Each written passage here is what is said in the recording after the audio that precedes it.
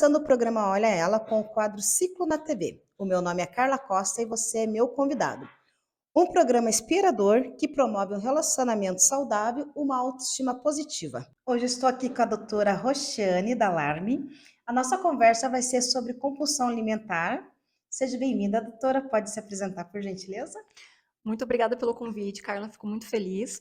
Meu nome é Roxane Dalarme, sou psicóloga, também terapeuta de casais.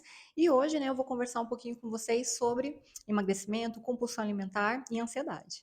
E também estou aqui com a doutora Paula, nossa nutricionista, que vai complementar aí a nossa conversa sobre compulsão alimentar. Seja bem-vinda, doutora, novamente ao nosso programa. Pode se apresentar, por gentileza? Muito obrigada pelo convite, é um prazer estar aqui com vocês. Eu sou a Nutri Paula Santos, especialista em emagrecimento, tratamento de doenças crônicas, e hoje eu vou trazer um pouquinho aqui para vocês sobre a nutrição e emagrecimento saudável. Doutora Roxane, hoje nós vamos falar um pouco de compulsão alimentar, né? E lógico que a compulsão alimentar acaba entrando um pouco da ansiedade. Hoje a nossa Organização Mundial, né, de Saúde coloca o Brasil em primeiro lugar, né, na questão da compulsão e transtorno ali da ansiedade. E isso acaba acarretando também junto ali com a compulsão alimentar. O que você passa para a gente referente a essa situação hoje? Então, Carla, realmente a ansiedade, assim como outras emoções, elas podem influenciar muito nos transtornos alimentares. Então, é importante quando o paciente nota, que ele já está com alguma dificuldade em relação à relação dele, com a comida, se ele já está notando que está comendo demasiadamente, se já não está mais conseguindo ter o controle do que ele come, então é importante que ele comece a buscar uma orientação para que realmente um profissional adequado possa ajudá-lo. Porque se esse descontrole acaba se tornando, um transtorno alimentar, fica muito mais difícil para ele lidar com isso sozinho. Então, o acompanhamento profissional realmente é de grande ajuda nesses casos, tanto para lidar com a questão emocional, quanto realmente, para os resultados ali, os efeitos, no caso do transtorno alimentar. E dentro da nutrição, como que a gente trabalha com essa situação, doutora Paula? Carla, é muito importante falarmos sobre compulsão alimentar para o paciente que entende que precisa de ajuda e ele entende o momento de buscar ajuda também. Na nutrição, nós elaboramos um plano alimentar que entre na rotina do paciente, que não é aquele plano alimentar como muitas pessoas acham que precisam fazer uma dieta radical. Nós prescrevemos uma alimentação que fique de acordo com a rotina e com a aceitação desse paciente. Assim fica muito mais fácil. É mais fácil, em conjunto com a psicologia, de tratarmos esse transtorno alimentar. E esse transtorno, às vezes, ele vem aos poucos, né? Você está em casa, principalmente, né? A questão da pandemia, da gente trabalhar em casa, em home office, né? Ele começa aos poucos, né? Toda hora a gente começa beliscando, beliscando, e acaba indo para esse lado, às vezes por causa da própria ansiedade, né? E pós-pandemia, na verdade, aumentou muito, doutora. Como que tá os casos, assim, referentes no seu consultório a essa situação? Realmente, a situação da pandemia foi um momento onde as emoções ficaram muito mais afloradas ali, né? A ansiedade é uma delas. Então, realmente, algumas pessoas acabaram descontando na comida para ter um alívio imediato ali daquela situação toda, que estava acontecendo. E sim, alguns vieram a desenvolver transtornos alimentares, outros não desenvolveram transtornos alimentares, mas ganharam peso e têm essa dificuldade de perder. Então, é importante, que o paciente realmente consiga observar o impacto que aquele período, teve na vida dele, se ele realmente não estiver conseguindo ter esse controle para voltar a ter uma alimentação saudável, é importante que ele busque a orientação profissional para que ele consiga fazer essa reeducação alimentar e lidar também, com algum resquício ali emocional que possa ter surgido também dessa época. E eu também verifiquei, na verdade, né, que nós estamos em quinto lugar de transtorno de depressão, né? E a depressão também, ela acaba, ou a pessoa ela deixa de comer, né, de se alimentar, ou ela acaba também na compulsão alimentar também, né, doutora? Imagine o Brasil em primeiro lugar, né, que nem eu falei, na ansiedade, e nós estamos em quinto na depressão, né? Então, eu acho que é bem, assim, uma situação bem complicada, né? Porque se a gente vê a quantidade da população que a gente tem no Brasil, para a gente estar nesses dois rankings, né? E só, na verdade, assim, com a ajuda, né? Sempre nós falamos da ajuda da psicóloga, ajuda da nutricionista, eu também sempre falo da ajuda do exercício físico, né? E qual que seria mais uma opção aí de escape, de válvula de escape, doutora? Uhum. Realmente, quanto mais aliados ali a gente tiver nessa jornada, melhor, né? Então, assim, a psicologia, a nutrição, o exercício físico, um suporte também familiar de pessoas que a gente possa contar, tudo isso é importante. Então, a gente sempre orienta para que as pessoas elas consigam ter esse enfoque para si mesmo, né? Então, por exemplo, às vezes a gente vê pessoas que cuidam muito dos outros, se preocupam muito com os outros, mas não param um pouquinho para Para cuidar de cuidar de si, si. né, para olhar para a própria saúde, ver o que elas estão fazendo para se cuidar realmente. Então, isso é muito importante, né? Para ter um tempo para se alimentar bem, um tempo para cuidar da própria saúde, um tempo assim para que você consiga realmente focar em si, para que você possa estar bem, antes de ajudar os outros, né? Porque você precisa estar bem para ajudar os outros. Então, isso é bem importante também. E essa compulsão alimentar, doutora, não é só de adulto, né?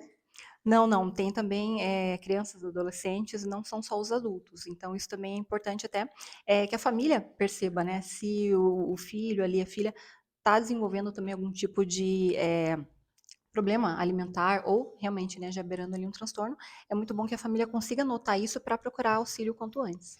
E às vezes o transtorno ele não vem assim de alguma ansiedade ou de alguma depressão, às vezes até do próprio celular, de a gente estar comendo ali e não prestar atenção da quantidade de alimento que a gente está ingerindo, né? Uhum, exatamente.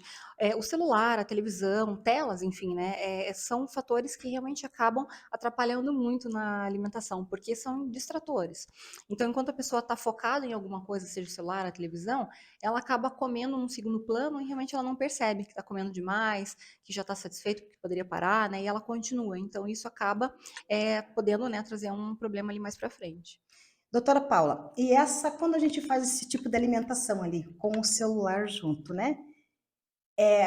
Além da gente acabar comendo sem perceber, dá a impressão que a gente não se alimentou, não é assim mais ou menos que funciona?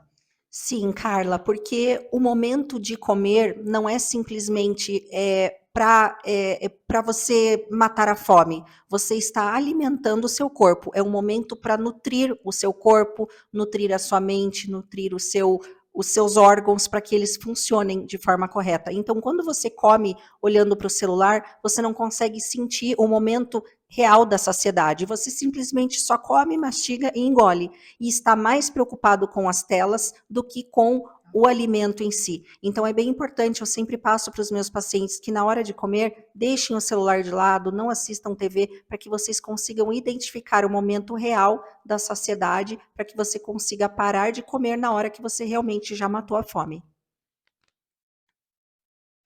E o que que é importante, né, para o paciente, doutora Roxane, né, antes de começar uma redução ali alimentar? Eu sempre oriento os meus pacientes, Carla, que eles precisam ter em mente qual é o objetivo que eles têm com isso, né? Então, assim, ok, vamos fazer uma reeducação alimentar, né? Vamos trabalhar o psicológico do paciente para que ele consiga fazer isso. Mas por que que o paciente está fazendo isso? Então, ele vai ter que pensar por que que isso é importante para ele, quais são os benefícios que ele quer alcançar, porque isso vai ser muito necessário para ele se manter motivado ao longo do processo. Porque se ele só faz algo por fazer, pode ser que no meio Que ele tempo ali ele pare, acabe exatamente desanimando, porque desistindo. ele não sabe o porquê que aquilo é importante, né. Então se ele tiver isso em mente, realmente ajuda, né, com que ele consiga seguir os passos e também se manter motivado ao longo do processo. E dentro desse processo, doutora Paula, né, qual que seria a indicação, assim, do processo, né, dessa reeducação alimentar? É muito importante, Carla, que o paciente venha de mente aberta para uma consulta nutricional.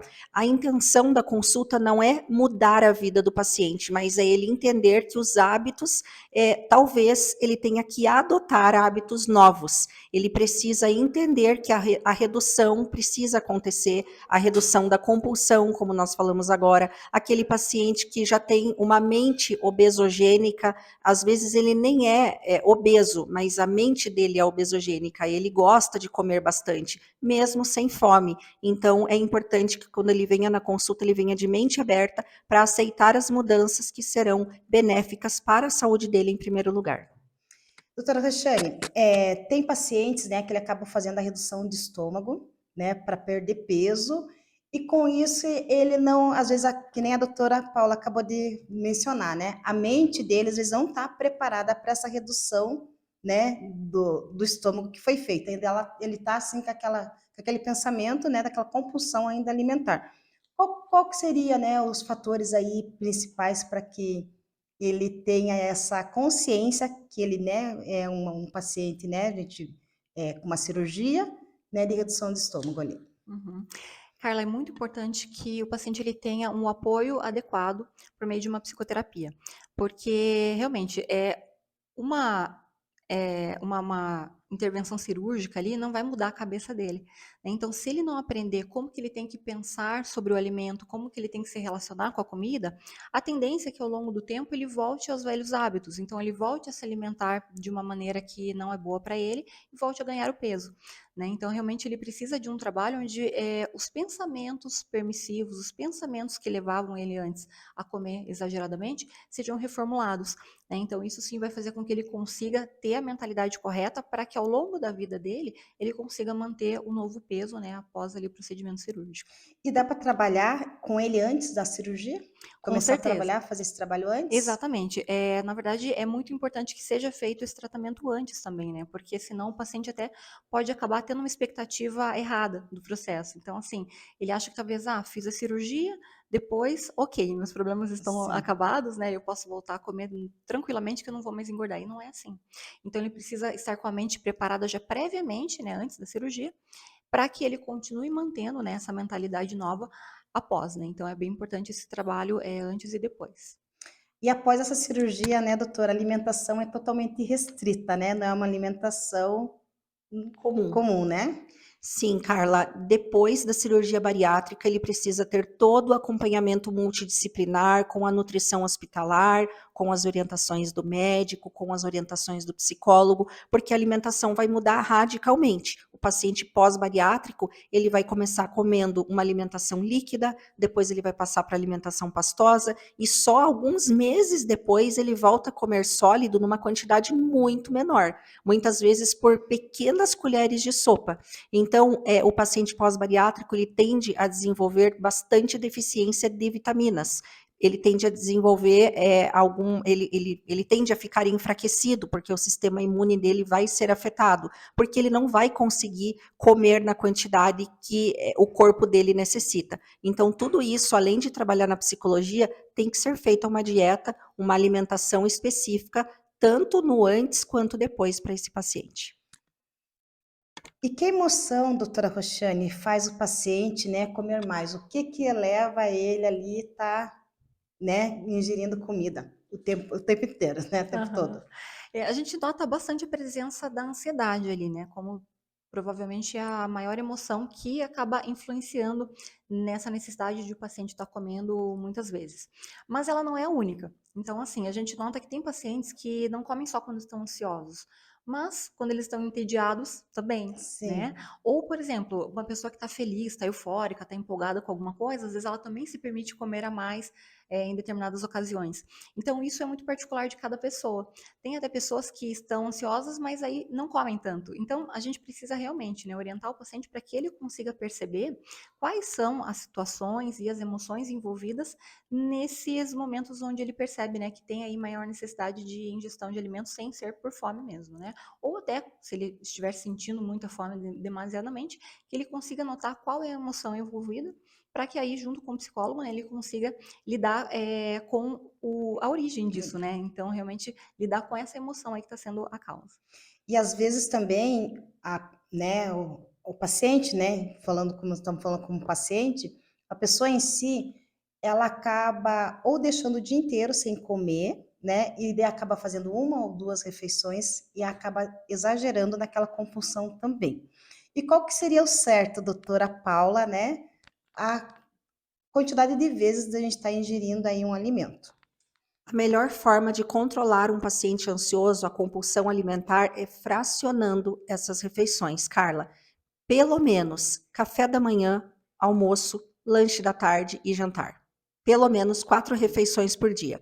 Porque o paciente ansioso, ele precisa comer a todo momento, ele precisa estar em contato com o alimento. Então, nós trocamos esses alimentos calóricos, alimentos que têm baixo valor nutricional e muita caloria, por pequenas refeições fracionadas ao longo do dia, com alimentos saudáveis e nutritivos, que ele vai conseguir matar a fome e se manter ocupado e não ficar tanto tempo ocioso e querer comer alimentos que não fazem parte do processo saudável.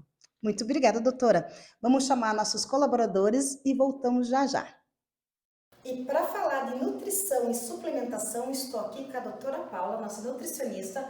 Ela tem uma super dica onde vocês vão encontrar todos esses produtos, né, doutora Paula? Isso mesmo, Carla. Hoje eu vim aqui dar uma super dica para vocês, pessoal. Vim falar sobre a loja Nutrição Original. Lá você encontra os melhores produtos, os melhores suplementos alimentares, aqueles que são prescritos por todos os nutricionistas. Agora lá eles têm whey protein, barrinhas de proteína ali para o seu lanchinho da tarde, carboidrato em gel. A Nutrição Original ela é especializada em nutrição hospitalar e suplementação alimentar. E o mais legal, pessoal, é que vocês, pacientes da Nutri, terão um super desconto lá na loja. Está aparecendo na sua tela agora. Saiu da consulta da Nutri, busca suplementação alimentar, corre na Nutrição Original. Assistiu o programa? Corre na Nutrição Original, né, Paula? Nós vamos deixar também o QR Code e o telefone para você estar entrando em contato. E a Carla já garantiu o desconto dela na loja, né, Carla? Sim, já garanti. Agora é só treinar e manter o corpão, né, Paula? A saúde em dia, com esse monte de suplemento, não tem como não atingir o seu objetivo aqui na nutrição. Emagrecimento saudável, a Nutrição Original tá aí para te ajudar.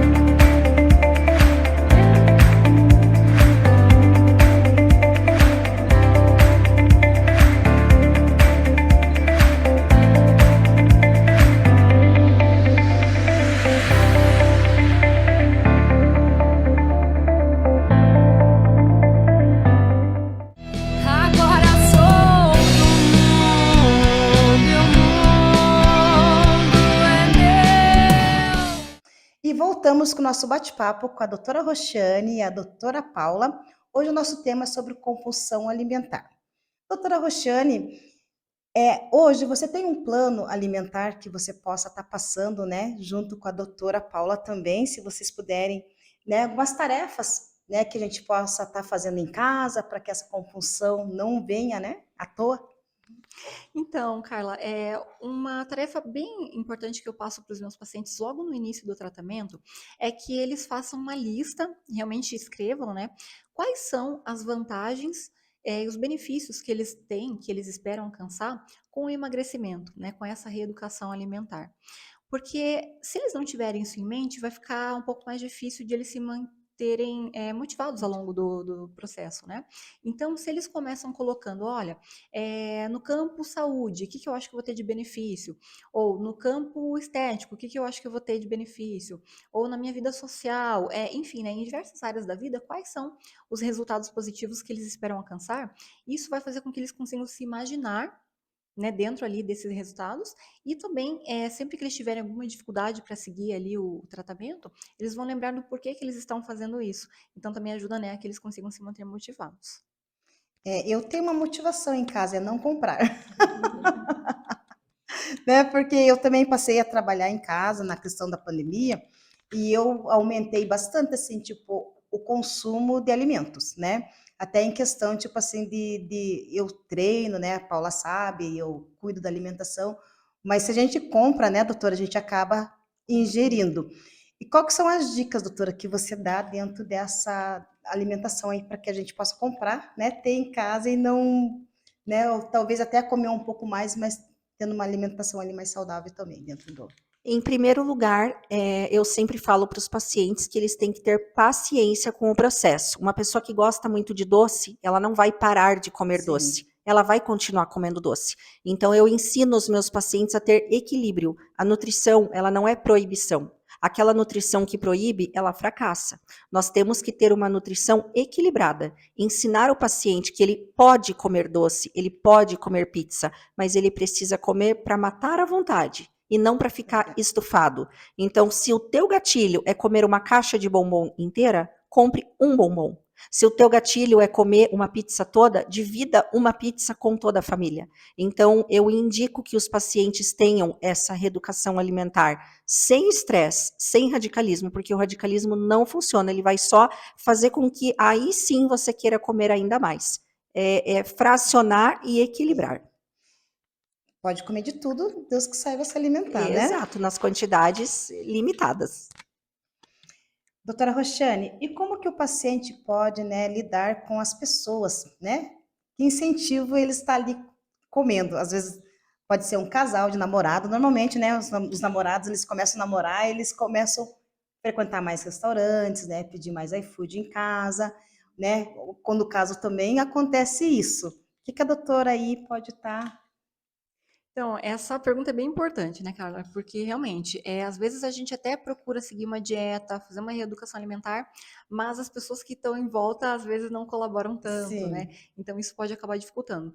Mas o que que eu costumo orientar para os meus pacientes? Que eles sempre que possível comentem com as pessoas que estão mais próximas a eles que eles estão fazendo uma reeducação alimentar, que eles estão buscando ter uma vida mais saudável, que eles estão aprendendo a se relacionar de uma maneira melhor com a comida para que as pessoas sabendo disso, elas também possam ajudar, em vez de dificultar, né? Então, por exemplo, olha, vamos pedir uma comida, então que seja uma comida mais saudável, ou olha, vamos comer alguma coisa aqui em família, mas que de preferência a gente não tenha comida disponível o dia inteiro para a gente ficar comendo até não aguenta mais, né? Que seja naquele momento da refeição, depois guarda e beleza. Então, assim, é importante, né, que a gente também possa contar com a colaboração das outras pessoas. Mas se a gente não tiver essa colaboração, aí que a gente realmente, né, tem uma postura mais firme para que a gente consiga realmente escolher os melhores alimentos e comer dentro das quantidades adequadas. exatamente. Doutora Paula. E qual que é a importância, né, de ter um grupo de apoio, né, nessa jornada aí de emagrecimento entre a nutricionista e a psicóloga? Eu sempre oriento os meus pacientes a passarem por esse processo, independente se sozinhos ou com o apoio de alguém. Porque, Carla, a gente não pode obrigar a nossa família, o nosso parceiro, os nossos amigos a entrar na Sim, dieta junto com a gente. As pessoas, elas têm o direito de não fazer a sua dieta, mas elas precisam te respeitar. Claro que o apoio da família é muito importante. Eu sempre, quando eu atendo casais, famílias, é muito importante, porque vocês moram na mesma casa. Como é que você vai fazer uma alimentação se o seu parceiro, familiares não vão te apoiar? Mas isso acontece. Na psicologia a sim. gente vê muito disso, né? Isso acontece. E aí o que, que o paciente vai fazer? Ele vai largar da dieta dele ou ele vai deixar de fazer porque não tem apoio? Não, ele também tem que ser autossuficiente para encarar o processo. Ninguém está apoiando, então ele tem um objetivo. Ele nos procurou porque ele tem um objetivo. Ele precisa ser forte para seguir a meta, o objetivo que ele mesmo lançou, e independente de ter o apoio ou não, ele tem que conseguir atingir o objetivo dele. E tem alguma dica, doutora, assim, do que ele cortar, assim, praticamente imediato?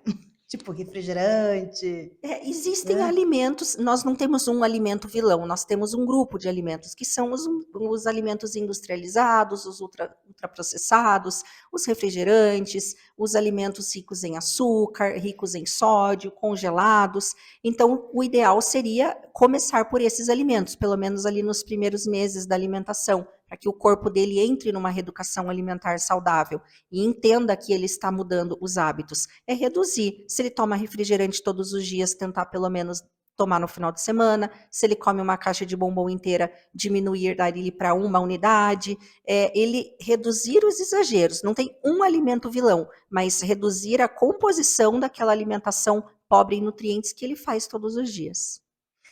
E doutora Roxiane, né, como não desanimar, né, dentro desse processo, dentro desses resultados ali, o que ele tem que fazer para que ele não desanime? Uhum. Então, Carla, é muito importante que o paciente tenha em mente todos os passos que ele já tem aprendido na reeducação alimentar e que ele consiga se elogiar por todos os ganhos que ele já tem atingido, né, já tem conseguido. Porque é uma tendência do ser humano acabar valorizando mais o que dá errado, o que ele não consegue, do que o que funciona, né? Então, isso acaba desmotivando a pessoa. Então, a gente quer justamente o contrário. A gente quer que o paciente aprenda a como se relacionar melhor com a comida e que a cada passo que ele dê, ele consiga olhar, valorizar, né, isso que ele está conseguindo, está conquistando, e que ele consiga, dessa maneira, se manter motivado por ter sempre em mente que, olha, se essa mudança aconteceu, é porque eu tive autodisciplina, eu tive autocontrole, então parabéns para mim, né, vou me manter dessa maneira. Então isso é muito importante para que ele se mantenha motivado. Tem que levar como mérito, né, doutora? Com certeza.